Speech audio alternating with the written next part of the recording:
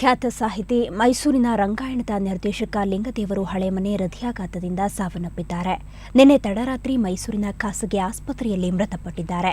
ಸಾಹಿತ್ಯ ಕ್ಷೇತ್ರಕ್ಕೆ ತಮ್ಮದೇ ಅಪಾರ ಕೊಡುಗೆಯನ್ನ ನೀಡಿರುವ ಹಳೆಮನೆಯವರ ಸಾವು ಸಾಹಿತ್ಯ ವಲಯಕ್ಕೆ ತುಂಬಲಾರದ ನಷ್ಟವನ್ನುಂಟು ಮಾಡಿದೆ.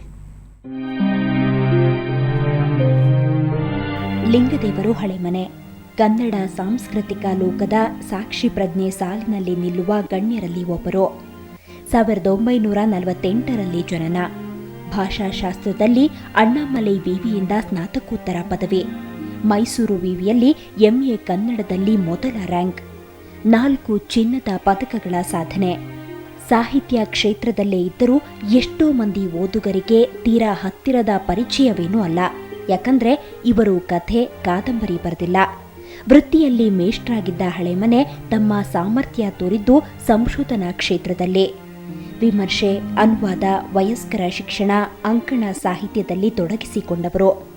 ಬೇರೆ ಬೇರೆ ಭಾಷೆಯ ಮಹತ್ವದ ನಾಟಕಗಳನ್ನು ಕನ್ನಡಕ್ಕೆ ತಂದದ್ದಲ್ಲದೆ ತಮ್ಮದೇ ಕೆಲವು ನಾಟಕಗಳ ಮೂಲಕ ಕನ್ನಡ ರಂಗಭೂಮಿಗೆ ಗಮನಾರ್ಹ ಕೊಡುಗೆ ಸಲ್ಲಿಸಿದ್ದಾರೆ. ಚಿಕ್ಕದೇವ, ಹೈದರ್, ತಷ್ಕರ ಇವರ ಪ್ರಮುಖ ರಚನೆಗಳು. 1977ರಲ್ಲಿ ಕರ್ನಾಟಕ ನಾಟಕ ಅಕಾಡೆಮಿ ಪ್ರಶಸ್ತಿ ದೊರಕಿದೆ.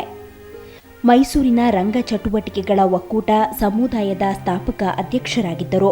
ಪ್ರಸ್ತುತ ಲಿಂಗದೇವರು ಮೈಸೂರಿನ ರಂಗಾಯಣದ ನಿರ್ದೇಶಕರಾಗಿ ಕಾರ್ಯನಿರ್ವಹಿಸುತ್ತಿದ್ದರು. ಬ್ಯೂರೋ ರಿಪೋರ್ಟ್, ಸುವರ್ಣ ನ್ಯೂಸ್ 24/7.